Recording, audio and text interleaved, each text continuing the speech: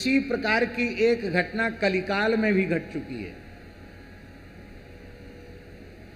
परम पूज्य पंडित श्री जगन्नाथ प्रसाद भक्तमाली जी के मुखारविंद से तुलसी जयंती के अवसर पर हमने ये कथा उनकी वाणी से सुनी थी और गीता प्रेस में भी ये छपी थी।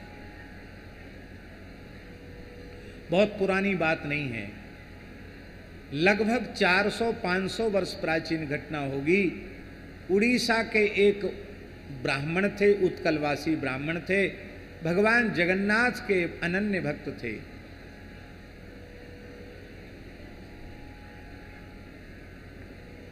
अपने लड़के बच्चों का शादी ब्याह करके निवृत्त होके अपनी पत्नी के सहित पुरुषोत्तमपुरी जगन्नाथपुरी में निवास करने लगे।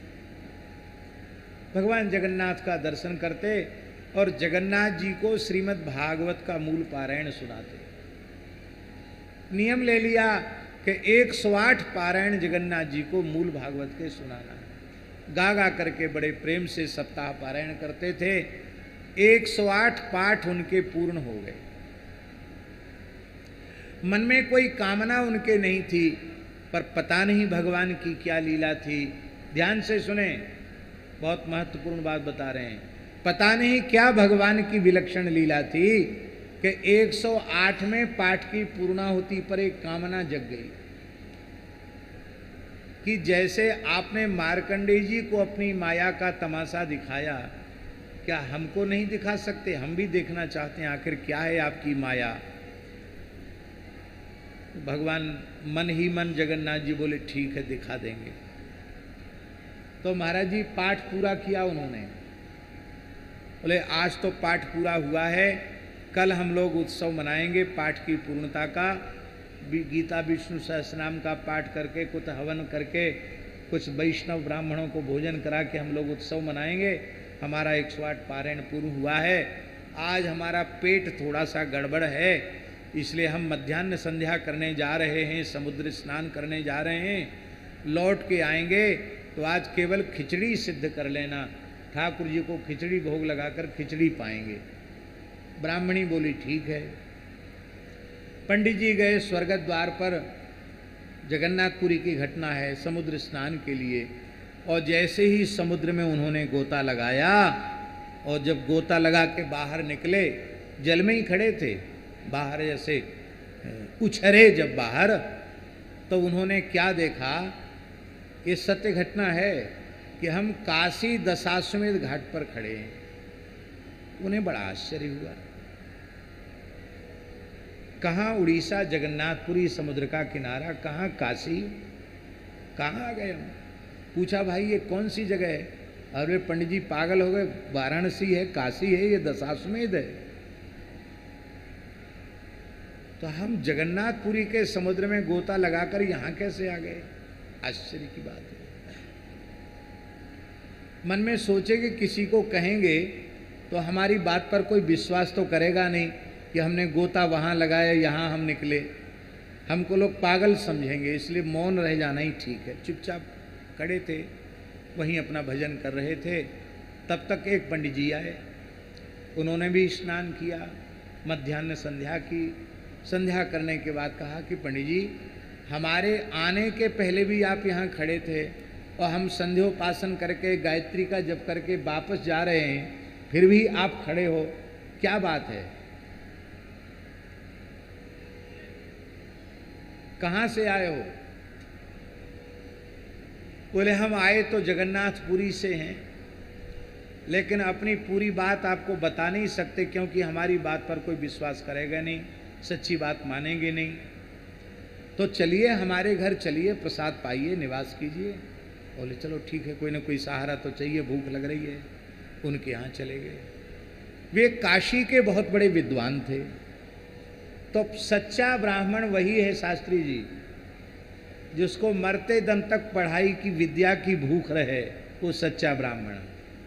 विद्या की भूख जिसके मन में नहीं है,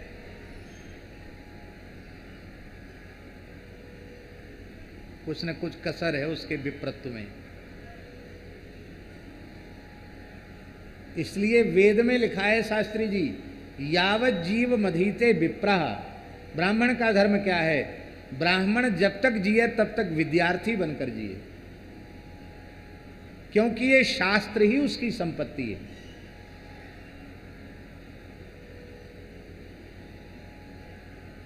और क्या है पूंजी?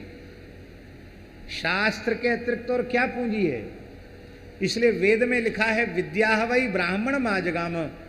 सृष्टि के आरंभ में विद्या देवी सर्वप्रथम ब्राह्मणों के निकट पहुंची और उन्होंने कहा सेवधिष्ठेयमस्मि, हे ब्राह्मणों, मैं तुम्हारी निधि हूँ, तुम्हारी संपत्ति हूँ। अपनी संपत्ति की सब सुरक्षा करते हैं, तुम हमारी सुरक्षा करो। ब्राह्मणों ने कहा आपकी सुरक्षा कैसे होगी? बोले जो गौ से, ब्राह्मणों से, वेद से द्वेष करता हो ऐसे व्यक्ति को मुझे मत देना, यही मेरी सुरक्षा है। गौ, ब्राह्मण और संतों में जिनकी श्रद्धा है, वेदादि शास्त्रों में जिनकी श्रद्धा है, उन्हीं को देना, वेद में लिखा है। तो पंडित जी के मन में आया कि कोई बात नहीं, अब यहाँ आ गए सो आ गए, इतने बड़े विद्वान हैं, हम तो बहुत थोड़े से पढ़े लिखे थे। अच्छा यहाँ ठीक से न्याय व्याकरण वेदांत आदि पढ़ लेते हैं। तो वहाँ पढ़ने लग गए। वो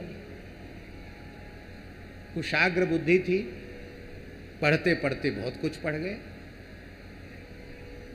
वो पंडित जी बोले भाई देखो हमारी एक ही बेटी है, पढ़ाने वाले गुरुजी, हमारे कोई पुत्र है नहीं, और तुम्हारे जैसा पवित्र विद्वान सदाचारी ब्राह्मण दुर्लभ है, तो मेरी कन्या का विवाह, आप, मेरी आज्ञा है, दोष नहीं लगेगा, विवाह कर लो। तो उनका विवाह भी हो गया,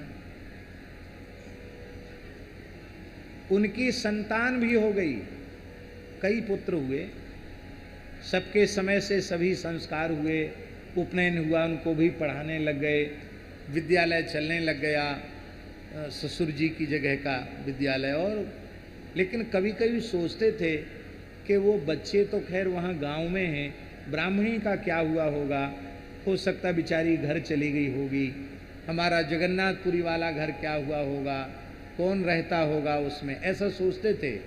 लेकिन मन में सोचते कि मैं किसी को कहूँगा कि हम वहाँ गोता लगाए, यहाँ उखरे, ऐसा ऐसा हो गया, मेरी पत्नी है, बच्चे हैं, तो लोग कहेंगे दिमाग ठीक है कि नहीं, पागल तो नहीं हो। इस डर के संकोच के मारे किसी से कुछ नहीं बोलते थे। एक दिन मन में सोचा कि चलें दशाश्वमेध पर स्नान करके मध्याह्न संध्या करके आवें। तो मध्याह्न संध्या के लिए जैसे ही दशाश्वमेध घाट पर आए, जैसे ही गोता लगाया, सो क्या देखते हैं कि हम जगन्नाथपुरी में स्वर्ग द्वार के समुद्र में खड़े हैं। और ये क्या हुआ, काशी से यहाँ कैसे आ गए? वहाँ का परिवार वहाँ रह गया, लड़के बच्चे, उनके बच्चों के ब्याह हो गए। आश्चर्य की बात महाराज जी। तो चलें, जल्दी चलें, यहाँ ब्राह्मणी मरी होगी कि जी होगी, चलें।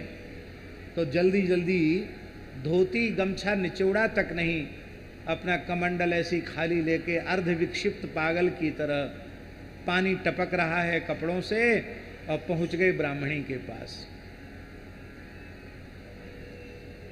जिंदा है कि मर गई, कहाँ चली गई? आए तो क्या देखे, ब्राह्मणी बोली रोज संध्या करके आते थे, आज बिना संध्या किए चले आए, अभी तो गए थे, अभी तुरंत चले आए, मध्याह्न संध्या तक नहीं की। हमने चूल्हे पर जो अदन धरा था, खिचड़ी बनाने की कह के गए थे, वो पानी अभी गर्म नहीं हो पाया, इतनी जल्दी क्या पड़ी थी, एक गोता लगा के चले आए।